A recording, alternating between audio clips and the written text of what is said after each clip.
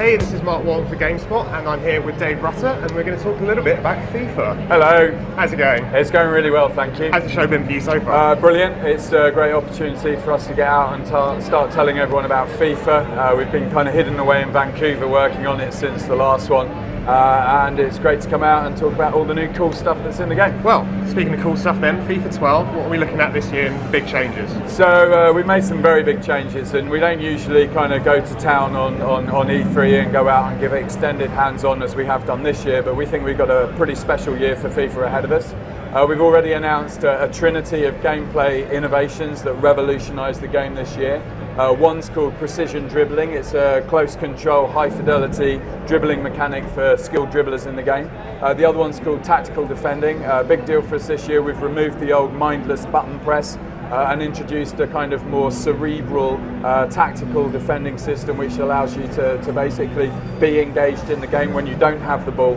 And then wrapped all around that is the player impact engine, a real-time physics engine for the first time in FIFA, which leads this amazing kind of variety of outcomes from collisions as well as fluidity in the game. So the player impact engine is something that I know a lot of people have been interested in. Can you tell us a little bit more about it and how it works? Sure, so it's been in development by the amazing team back in Vancouver. Hi guys, I don't know, I just like to say what an amazing group of people. They've been working on it for over 2 years. We determined a couple of years ago that to get to the next level of authenticity, of physicality of players in the game, we would need to replace our current physics engine for the player collisions with a proper real-time physics one. So essentially every nuance of collision is now modelled with real physics. You've got basically every point of contact, the velocity, the angle leads to the outcome. So as I say, a near limitless variety of outcomes. What it also allows us to do is tell how hard and where the collision took place.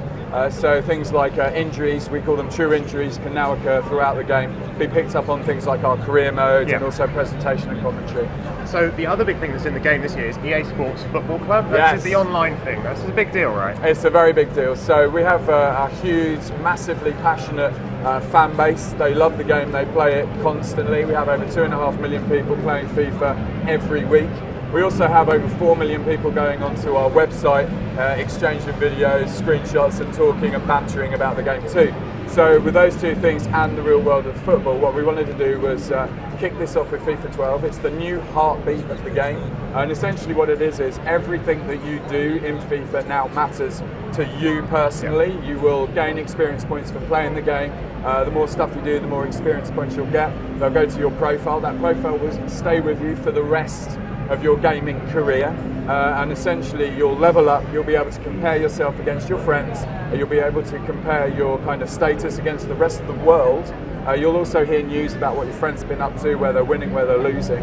And one of the big key features as well is a system we call Support Your Club. You're basically able to say, I'm a Leicester City fan, along with all the other Leicester City fans. Every time we play the game, we'll accumulate XP for Leicester City. It'll be averaged out by how many fans there are, so we get an average kind of indication of the skill of Leicester City fans, their dedication to the game, and then ultimately what ends up happening is the season lasts a week. At the end of that week, teams will be promoted and relegated based on how good the fans are. You don't have to play with Leicester City, you can play with any team you want, but ultimately, me as a fan, that's what I get. And obviously it's a live service, so we're actually taking inspiration from the real world of sport, ripping it in and pushing it into the game. So say on the last day of the season, we can introduce a challenge which is you are Blackpool, you are 2-1 up, kind of survive the Man United onslaught and save your Premier League status or whatever. So we're going to be pushing stuff like that into the game. The really interesting thing that I saw with this actually was in your presentation is that it's going to integrate with other versions of FIFA. Is that right? Across mobile? Sure. So we're kicking it off with FIFA this year with FIFA 12 on PlayStation 3, 360 and PC. The key thing there is from that point forward your career or your profile begins. We'll be then branching out onto other things too, and we'll make sure it's persistent online and it's kind of connected to the rest of the world. So how's that going to work for owners of the other games? Are they going to have to pay to get access to this service if they're owning an old So we're kicking off with FIFA 12 and it will be at no additional charge. Great stuff. So I've got to ask then, I've just been and seen PES and their new AI features and stuff. What do you think about the game? I mean, is it something that you look at when you're developing FIFA? We do. We pay close attention to all our competitors. We are naturally interested in what they're doing. They're our closest competitor as far as football video games are concerned. But ultimately, we're really proud of what we've done this year. We've revolutionised the gameplay with those 3 core features. We've done a lot of work ourselves on CPU AI intelligence this year, a feature we call Pro Player Intelligence. Basically the next generation of CPU AI. Last year we had Personality Plus. This year it's about the team looking around, seeing who they're playing alongside and knowing the strengths and the weaknesses of their teammates and being able to play the ball to, say, a Peter Crouch who's an aerial threat, knowing he's an aerial threat and adapting their play to try and suit that. So one of the other things I've got to ask actually, so it's an annual franchise, You guys have got new features every year, right? Have you just got a huge stockpile of features you're sitting on and you just trickling them out every year? We do have quite a lot. We also have a pretty clear vision of where we want to get to for the future, and we're continuing down that path. We're listening to our fans, we're refining the game based on their feedback, as well as surprising them with innovations that perhaps they weren't expecting. But ultimately, we have this amazing, rich source of material, which is called football or soccer, depending on where you're watching in the world. And ultimately, every game of football I watch or go to, same for the rest of the team. On a Monday after the weekend's matches, there'll be emails going around saying, go and check out this YouTube clip. The game was played on the weekend, amazing moment of 1 minute and 41 seconds.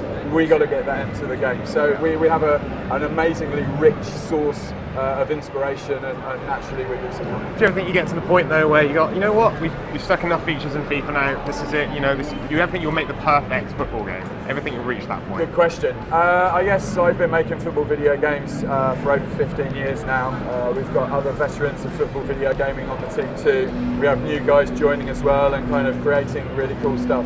And ultimately, no matter how good our game is, there's always new things that we see every game we watch that we can try and put in, as well as cool stuff like the EA Sports Football Club. That's just totally out there as far as the game concept is concerned. Getting that into the game and giving people a live service based on the real world of support and the kind of reciprocal relationship we have as the virtual one, I think is really cool. So we got some questions from the readers now, and I took a few from the forum page. So this one is from PC Rules, and you're going to guess what this one is about. So he wants to know, I'd like to know if the PC version is going to have the current year's engine rather than last year's. Sure, so last year with FIFA 11 was the first year that we took our PlayStation 3 and 360 next-gen AI and put it onto PC. This year we'll have details about exactly what is in PC, I think around about July time, but I can assure all the PC gamers out there they will not be disappointed. Great stuff. Following on from that then, on Twitter I've got Griffmon who says, I've heard talk about the way the changes in injuries work. Any info on that would be great. Sure, so the player impact engine, because it's a real-time physics engine, we're monitoring and harvesting data on the players on every frame. So if a player comes in and collides with, say, a knee, we know how hard, in what direction and what it's done to that part of the body. At that point we can actually determine whether or not an injury has occurred and go, okay, medium injury, he'll go down and he'll be clutching his knee and it will go out. The idea there being that because the player impact engine gives us a lot of nuance, everything from very small collisions right the way up to brutal two-footed challenges and a player toppling over or going head over heels, stuff like that. We have every level of nuance, so we can actually mimic and kind of create these emergent injuries. So this one comes from Joseph Barron from the UK, and he says, have they made an effort to make the AI player transfers in career mode more realistic? He says it's sport the mode in FIFA 11. I'm sorry to hear he didn't like the mode. We did a lot of good work in career mode last year, but we know it is the most popular offline game mode in the game, and the people that play that play it to death. So we have done a lot of cool work in our game modes this year, in particular career mode. We'll have details about that when we start releasing more information in July. So stay tuned and be patient if you can, guys. Cool. This one comes from Dale Rogers, who says, who will be the commentators? Please say Chris Kamara. So I won't say Chris Kamara, although I think he's a brilliant commentator. We're not announcing who our commentary team is this year until later this year. So I'm sorry to kind of bat like a cricket bat all these questions back to some of them, but we will have really exciting news about a bunch of things coming up later this year. Well, I like this one as well. This is a really good one. This is from Danny O'Dyer. He says, any chance indoor mode is back yet? It's been asked 3 years running. I know, so, we get asked a lot. I think I've been asked about 100 times in interviews already this week. We have no intention of bringing back indoor football this year. We know it's really popular, but for me and the team back in Vancouver, our priority and our focus has been that 11-a-side club match feeling.